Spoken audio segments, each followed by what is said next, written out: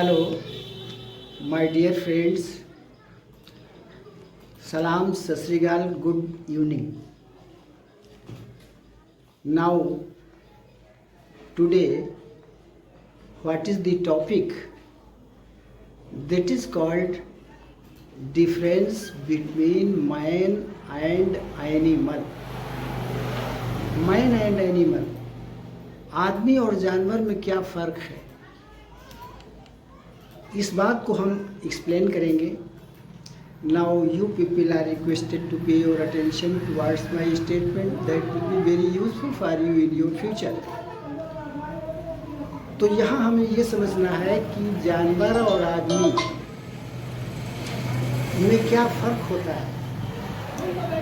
इसके लिए एक वैदिक जो फार्मूला है वो हम आप लोगों के सामने रख रहे हैं. ज़रा उस पर आप गौर फरमाएं.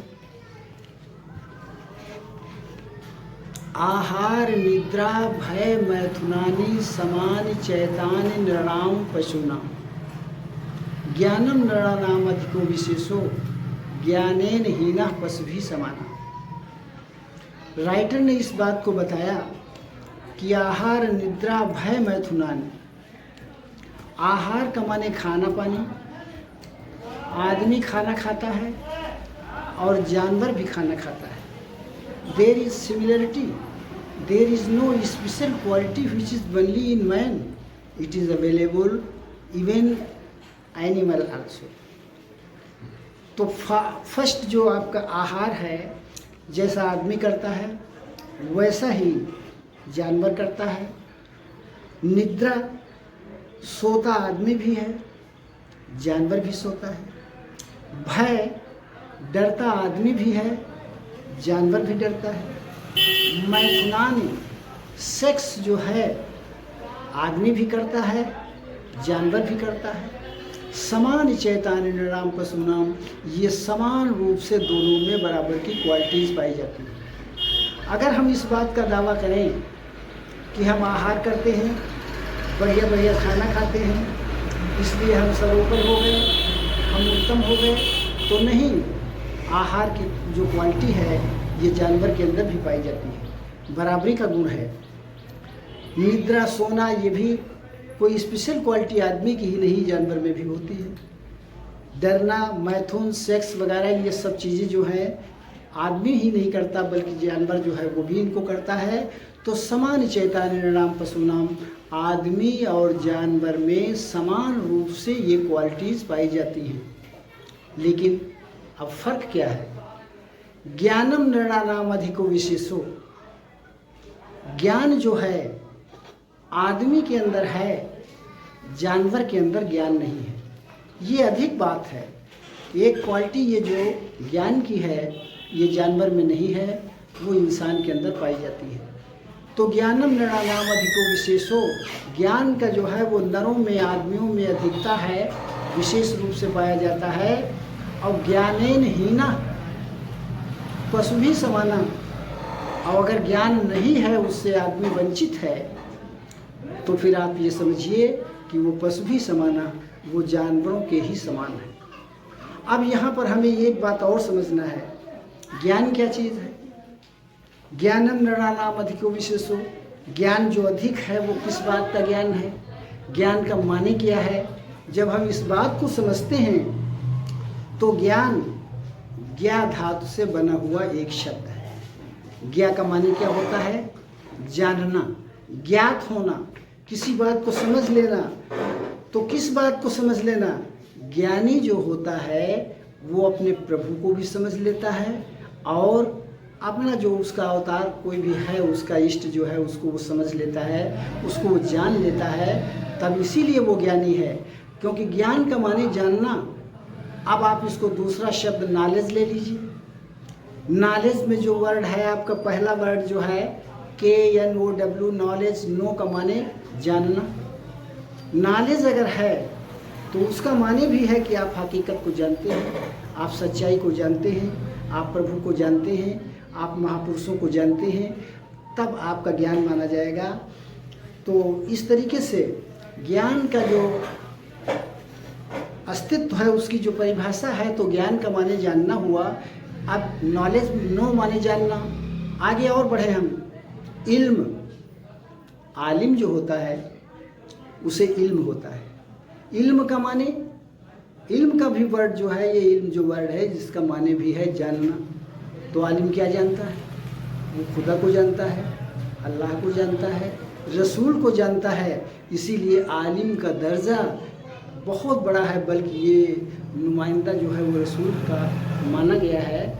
तो इस वजह से, क्योंकि वो जानता है, खुदा को भी जानता है, रसूल को भी जानता है। इसीलिए लिखा हुआ है कि अगर आलिम किसी के मकान में कदम रखता है तो 7 रोज़ तक बरकत के फरिश्ते उसके यहाँ नाजिल होते रहते हैं। ये फजीलत आलिम की है। कब? जब वो जानता है। इल्म अगर उसको है, अगर वो जानता है, खुदा को जानता है, रसूल को जानता है, अल्लाह को जानता है, रसूल को जानता है, तभी वो जो है ज्ञानी हो सकता है, तभी वो जानिस्कार हो सकता है। तो अब यहाँ पर सवाल इस बात का पैदा हो गया कि ज्ञान हमको कब माना जाएगा? कब हम कहेंगे कि ये ज्ञानी है? कब हम कहेंगे कि ये आदमी विद्वान है? विद्वान को आप ले लीजिए, विद्वान विद धातु से बना हुआ एक शब्द है। विद का माने भी जानना, विद का माने भी जानना। तो जो जानता है वही विद्वान है। अब क्या जानता है, ये जो सवाल है इसका एक ही जवाब है कि वो ईश्वर को जानता है, आत्मा को जानता है, परमात्मा को जानता है, कुल मिलाकर के रसूल को जानता है, अल्लाह को जानता है। जब आप जानेंगे तभी आप उससे मोहब्बत कर सकते, तभी आप उसकी पूजा कर सकते, तभी आप उसकी इबादत कर सकते। लेकिन बिना जाने ये कुछ नहीं किया जा सकता। और लिखने वाले तो आप इबादत का जो मफहूम हम निकालें कि इबादत क्या चीज़ है, तो इबादत जो है 5 वक्त की नमाज ही नहीं, 5 वक्त हमारे सामने हमारा खुदा या अल्लाह है, उसके बाद में फिर कहाँ है?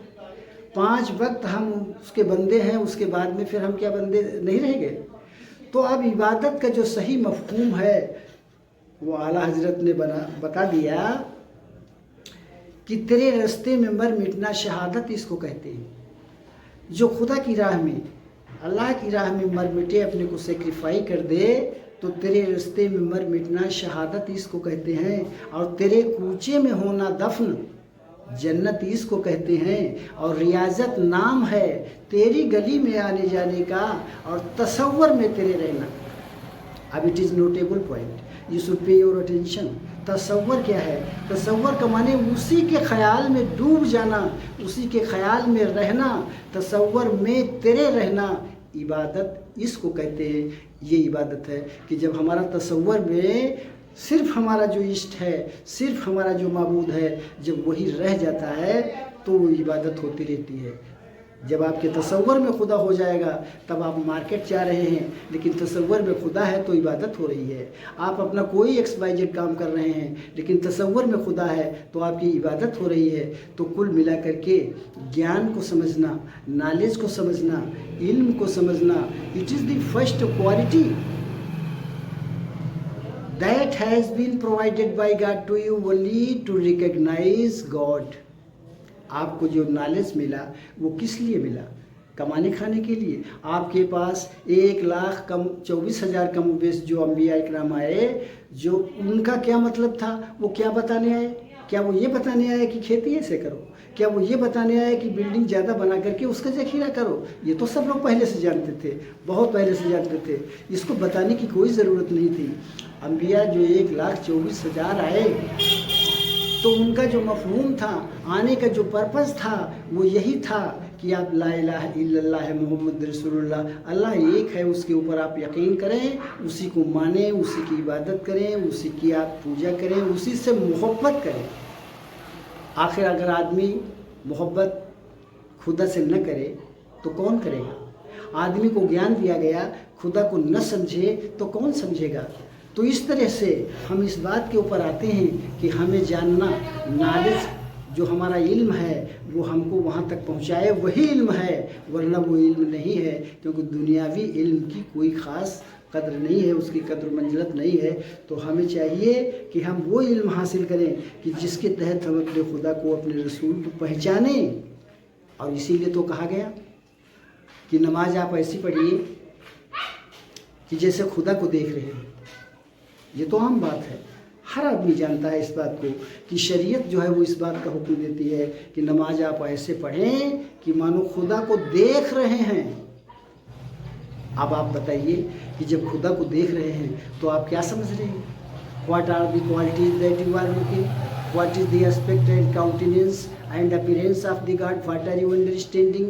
और जब आप उसको देख रहे हैं और बिना देखे आप कैसे मोहब्बत कर सकते, बिना देखे आप उसकी इबादत कैसे आपकी मकबूल हो सकती है? इसीलिए जो मकबूलियत है इबादत की वो उसी बात के ऊपर है कि शरीयत के सारे कानून हम अपने ऊपर अप्लाई करें, यानी उसको देखें।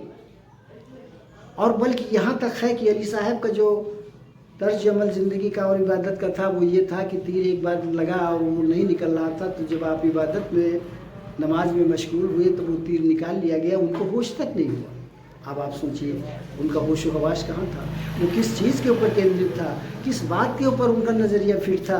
तो ये बात हम सभी लोगों को मानना और करना पड़ेगा, खुदा को जानना पड़ेगा, वरना हम कैसे मोहब्बत करेंगे।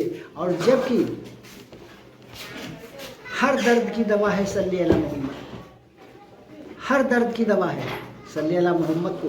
मोहम्मद सल्लल्लाहु अलैहि वसल्लम को हमने जाना नहीं, उनको पहचाना नहीं, उनसे मोहब्बत का कोई हमारा इरादा नहीं और कर नहीं पा रहे हैं। वरना जो हकीकत है वो ये है कि हर दर्द की दवा है सल्ली अला मोहम्मद।